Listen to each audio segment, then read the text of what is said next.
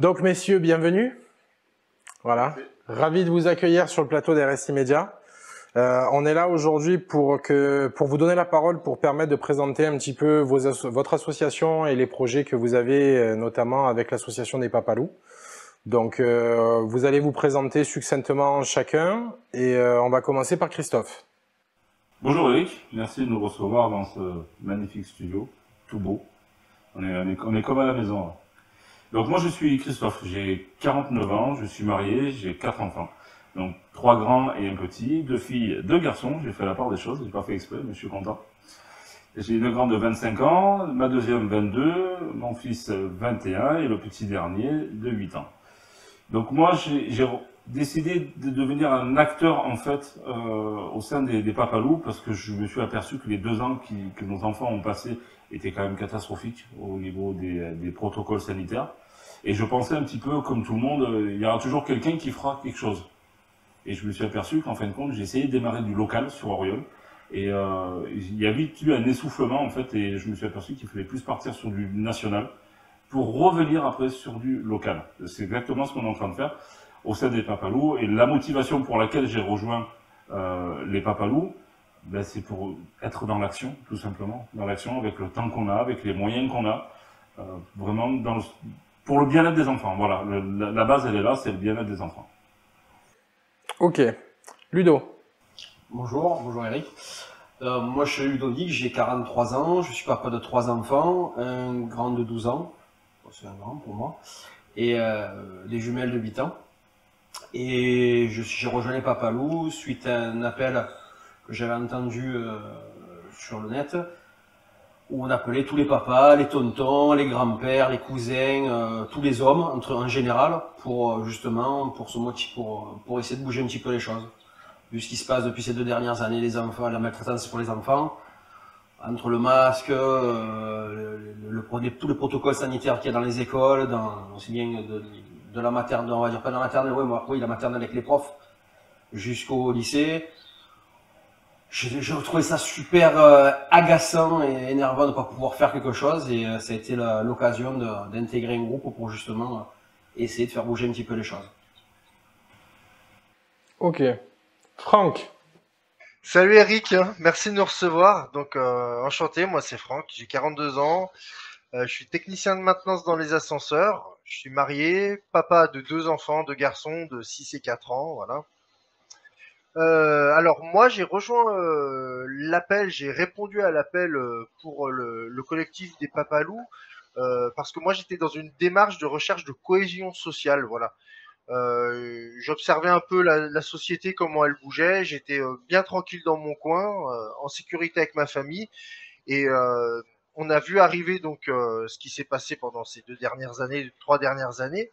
Et donc voilà, on a vu un peu tout ça se mettre en place. Et moi, j'étais un peu, j'attendais que quelque chose se fasse qui puisse m'intéresser. Et là, voilà, moi, quand j'ai entendu l'appel pour les Papalous, c'était pleinement dans mes motivations, dans mon intérêt, voilà, la protection de mes enfants et bien sûr des autres enfants. Et donc voilà, moi j'ai rejoint l'aventure et on en est là aujourd'hui. Voilà. Je m'appelle Mehdi de Paris, 38 ans. Je suis un citoyen engagé dans les différentes luttes qui sont en adéquation avec mes valeurs. Et si je rejoins les Papalous, c'est justement pour avoir un outil supplémentaire pour défendre l'avenir des futures générations, l'avenir des enfants, des familles, de la jeunesse et des valeurs familiales qui nous rassemblent tous aujourd'hui. Ce qui m'a motivé à m'investir avec les Papalous, déjà, c'est que moi, ça fait déjà presque 3 ans que je me bats dans les différentes luttes citoyennes, etc., dans toutes les luttes qui sont en adéquation avec mes valeurs, tout simplement. L'année dernière, je suis devenu beau papa, parce que ma chérie, elle a un petit. Même s'il y a des situations compliquées, l'important, c'est d'être avec les enfants et de les accompagner pour qu'ils avancent et de leur assurer un peu l'avenir. Donc, ce qui m'a motivé justement, c'est que j'ai été touché dans mon combat parce que j'avais une nouvelle priorité. Et cette priorité, c'est de protéger l'avenir de cet enfant. L'association des Papalous, est-ce que vous pouvez nous en dire un petit peu plus? Quand est-ce qu'elle a vu le jour? Quels sont les objectifs? Quelles sont les mobilisations? Voilà, concrètement, comment est-ce que vous utilisez cet outil-là pour mener à bien vos projets? Alors, l'association des Papalos a démarré par un collectif au début du mois de mars 2022, suite à un appel qui a été lancé sur Internet pour regrouper en fait les papas, les tontons, les oncles, les tantes, les grands-pères, les grands-mères, les mamans, pour monter justement ce collectif pour œuvrer pour les enfants. L'association est née après de multiples discussions sur les groupes Telegram qu'on a eu, justement de savoir si on basculait sur une association, si on restait en collectif. Et on s'est vite aperçu que si on voulait travailler dans de bonnes conditions et avoir toutes les couvertures, en fait, assurance, banque, et de pouvoir créer vraiment des fonds, parce que tout mouvement a besoin de fonds, il n'y a qu'en association qu'on pouvait mettre ça en place. Donc maintenant qu'on est en association, on va pouvoir commencer à faire des événements. Notre trou premier officiellement organisé par les Papalos était l'appel qu'on a reçu du collectif Kids, qui sont spécialisés dans l'IEF, l'instruction en famille. On a décidé de les épauler et même d'aller plus loin parce qu'on est devenus partenaires. D'ailleurs, on a mis en place un partenariat avec eux qui est super intéressant. Et de là, ça nous a permis aussi, nous, d'apprendre aussi comment organiser une journée, tout ça, parce que sur Auriol, on avait fait une belle journée qui a démarré à 11h du matin et qui a fini vers 18h, 18h30. D'ailleurs, on a un petit film en préparation sur ça qui va pas tarder à arriver. Je vais laisser un petit peu la parole à Ludo, développer un petit peu aussi toutes les idées qu'on a sur Auriol. Alors, à quoi va nous servir justement l'association et pourquoi? Alors l'association, on a quelques projets sur Auriol. Il y en a qui ont, pour le moment, ils sont pas encore au point. Il y en a qu'on est en train de mettre au point, notamment des jardins éducatifs, justement pour apprendre pas qu'aux enfants, mais un peu pas tout le monde, à la famille entière, un peu les cultures, c'est-à-dire partir de la graine jusqu'à la plante finale, le fruit ou le légume final, mais sans c'est pas un jardin partagé, c'est-à-dire c'est pas un endroit où plusieurs personnes vont venir faire leur potager. C'est vraiment leur expliquer comment ça fonctionne, vraiment tout le cheminement avant d'avoir le légume, quoi. Après, il y a d'autres projets en cours. On a des projets aussi pour donner pas vraiment des cours de natation, mais une initiation à la natation à des enfants qui ne connaissent pas la piscine, tout simplement. On a aussi d'autres projets. On est avec une association qui est spécialisée dans les arts du cirque, aussi dans le coin. Et pour cette journée du 31 août, j'ai cru comprendre qu'il y avait eu aussi d'autres mobilisations ailleurs en France. Oui, alors la journée du 31 août, c'est le collectif Kids qui l'a initié. Ils nous ont contactés en privé pour savoir si on voulait les aider en fait sur la communication, tout ça. Et nous, on a tellement été séduits par l'idée du lâcher de ballon avec les mots des enfants MAUX, avec des mots MOTS. Ça nous a vraiment accroché tout de suite, ça nous a énormément plu. Et on a fait plusieurs visios avec eux, on a dit non, nous on veut pas simplement vous aider à communiquer, nous on veut créer des événements, on veut devenir partenaire de cette journée. Et on l'a fait, donc il y a eu le collectif Kids a organisé sur Saint-Nazaire, il y a eu Arras, il y a eu Paris, Bastille, où ça c'est Mehdi qui s'en occupait, Ludo, Franck et moi, on s'est occupé d'Auriol. D'ailleurs, vous pourrez découvrir à la fin de l'interview le petit reportage que KRSI a fait à cette occasion-là, donc sur la journée du 31 août, en partenariat avec le collectif Kids. J'ai cru comprendre que vous aviez structuré votre action dans l'association avec plusieurs pôles. Est-ce que vous pouvez nous en parler un petit peu plus? Alors, donner la parole à Franck sur le pôle bâtisseur. Ouais, tout à fait. En fait, immédiatement dès le départ du collectif, l'idée de Papalou s'est structurée autour de 3 pôles. Voilà, le pôle bâtisseur, protecteur et médiateur. Donc l'idée, c'est vraiment d'œuvrer à donner une dynamique qui soit utile pour ce que les gens ils ont besoin concrètement. Voilà. Donc le pôle bâtisseur, en fait, c'est simplement le pôle où se développent toutes les initiatives. C'est le pôle où les idées émergent.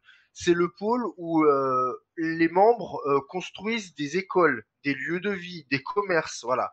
C'est tout ce qui va concerner un peu, comment dire, ce qui va être l'infrastructure de où les choses elles vont se passer et de comment les choses elles vont se passer. Voilà.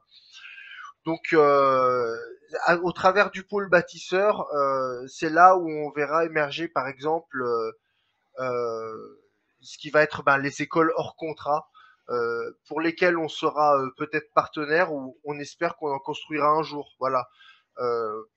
On espère aussi pouvoir trouver des habitations à acheter pour pouvoir ensuite les retransformer et ainsi de suite. Si quelqu'un a besoin d'un coup de main et on pense qu'on va être utile pour remettre un coup de frais à son domicile, ben on pourra aussi donner un coup de main à ce niveau-là. Voilà. Bâtisseur, c'est vraiment l'esprit de la construction, de l'innovation, de se projeter vers l'avant pour rechercher un peu une sécurité, voilà, dans cette construction. Puis après, il y a les deux autres pôles, protecteur, médiateur. Et bah, il y a Ludovic s'il veut bien prendre la parole pour le pôle protecteur, voilà. Alors le pôle protecteur, c'est tout simplement que les parents prennent conscience aussi qu'ils sont là pour protéger les papas sont là pour protéger la famille. Le pôle protecteur, c'est aussi un pôle où on connaît les lois, on peut conseiller les gens. On est là pour vraiment pour expliquer comment protéger sa famille dans des bonnes conditions. C'est-à-dire aussi, comme je dis, par la protection des lois. C'est pas forcément la protection physique comme on pourrait l'entendre. C'est vraiment une protection psychologique et dans les lois. Mes camarades ont présenté le pôle bâtisseur, vous ont présenté le pôle protecteur, et on a également ce rôle avec le pôle médiateur qui est très important. Parce que le rôle du pôle médiateur, c'est pour accompagner les parents, que ce soit dans des problématiques avec les écoles, avec les rectorats, que ce soit dans des séparations, dans des divorces. Parce que vous savez, on accompagne des pères, et les vies familiales, c'est compliqué. C'est pour ça qu'on a accompagné plusieurs pères dans des séparations, dont mon camarade que j'ai accompagné cette semaine encore, et qui a récupéré justement des droits de visite avec son enfant de 20 mois, donc c'est formidable. Il y a plein de choses qui ont été bâties, qui ont été mises en place. On veut accompagner les parents dans leurs problématiques avec les écoles. On a appris les 2 dernières années. On doit être mobilisés, on doit être soudés. Ils ont essayé de nous séparer. Aujourd'hui, c'est l'heure de se rassembler. C'est pour ça que c'est très bien d'avoir les différents pôles, d'avoir ces alternatives. Le monde de demain, on le construit grâce au pôle bâtisseur, grâce à toutes ces alternatives. Mais je vous rappelle, on n'est pas encore prêt et on a besoin de bâtir toutes ces alternatives qui rendront la vie plus douce aux familles et aux enfants, naturellement. Vous savez, la vie d'un papalou, c'est pas que des joies, c'est pas que des fêtes. Il y a des moments durs, il y a des moments difficiles, il y a des moments où les routes se séparent.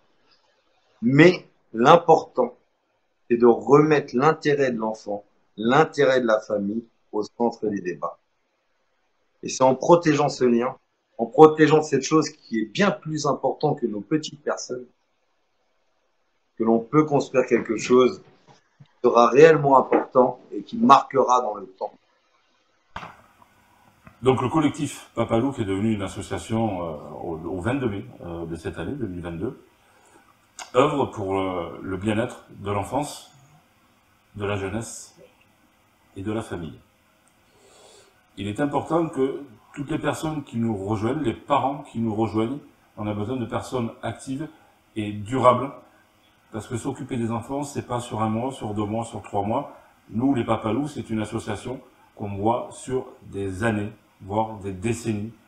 Ok, ben merci beaucoup Eric hein, de nous avoir accueillis. Merci beaucoup de nous avoir permis d'inaugurer ton studio. Je voulais juste rappeler 2 petits points par rapport à l'association. Comme l'ont bien rappelé mes camarades, l'association est un outil. Voilà, c'est pas un club de super-héros. C'est un outil à la disposition d'une cohésion sociale en faveur du bien-être de l'enfance. Voilà, du bien-être de l'enfance, de la jeunesse et de la famille. Ce qu'il faut bien comprendre, c'est que l'énergie de cette association, c'est les membres et les partenaires. C'est vraiment les membres et les partenaires qui vont donner les impulsions qui vont faire que les choses vont pouvoir se réaliser. Nous 4, on est des membres, de fait, on est en ce moment les seuls membres, et on est aussi les coprésidents, on est aussi des acteurs du pôle médiateur, du pôle protecteur et du pôle bâtisseur. Voilà. Par rapport aux adhésions qui vont être lancées, je voulais juste préciser que les adhésions vont se faire par une demande. Voilà, c'est un choix qu'on a fait. Les gens vont remplir un bulletin de demande d'adhésion. Soit on les aura rencontrés préalablement avant qu'ils fassent cette demande, soit on les rencontrera après. Soit ils seront amenés par un tiers qui est déjà au sein de l'association. Voilà. Donc ça va vraiment être des adhésions qui seront faites humainement. On va vraiment faire une prise de contact avec la personne, prendre conscience de son intérêt pour notre combat et voir comment est-ce que elle va pouvoir donner de son énergie dedans. Voilà, tout simplement. Donc, comme vous l'a dit Franck, nous allons lancer d'ici le mois les adhésions pour nous rejoindre au sein des Papaloups. Il y aura plusieurs types d'adhérents. Il y aura les adhérents qui seront là en soutien pour nous épauler. Et on a aussi besoin d'adhérents un peu plus actifs avec chacun du temps qu'on dispose, parce qu'on a tous des vies privées, on a tous des vies familiales, des vies professionnelles. Mais on a besoin quand même de renforcer les équipes pour pouvoir œuvrer de manière plus efficace sur le territoire national. Ça, l'association, elle est sur le territoire. Sur ce point-là, on est bien d'accord. Par contre, la qualité des Papaloups sera en local. Et c'est en local qu'on va avoir besoin de monde, qu'on va avoir besoin de constituer des équipes. Et comme ça, chaque personne qui nous rejoindront donneront un peu de leur temps. Au plus on est, au plus ça sera facile de gérer toutes les activités, tout ce qu'on veut mettre en place. Donc il est important, sur le bulletin d'adhésion que vous a parlé Franck il y a quelques secondes, c'est justement cette fiche de demande d'adhésion, tout sera détaillé dedans. Et là où vous voulez vous impliquer avec vos qualités, vos forces, pour nous rejoindre et nous aider à avancer et à être durable dans le temps. Nous avons mis également aussi en place une boîte vocale. Tout le monde n'est pas forcément à l'aise avec les boîtes mail, les télégrammes, les messengers, tous ces outils-là. Donc cette boîte vocale vous permet tout simplement de nous contacter, de nous laisser un message et de pouvoir prendre contact avec nous. La manière la plus simple, comme avant, un petit coup de fil et ça suffit.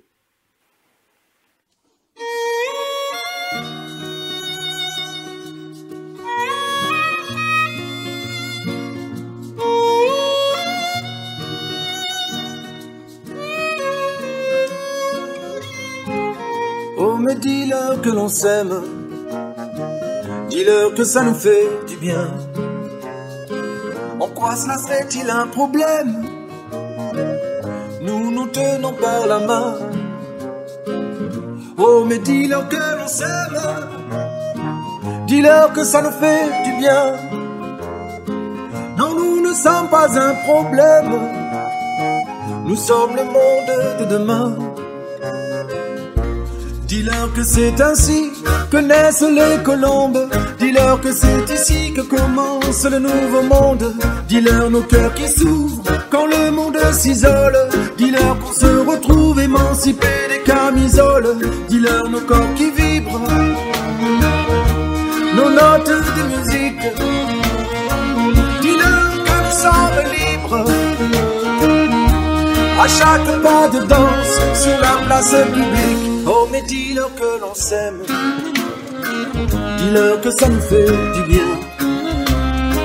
En quoi cela serait-il un problème? Nous nous tenons par la main. Oh mais dis-leur que l'on s'aime, dis-leur que ça nous fait du bien. Non, nous ne sommes pas un problème, nous sommes le monde de demain.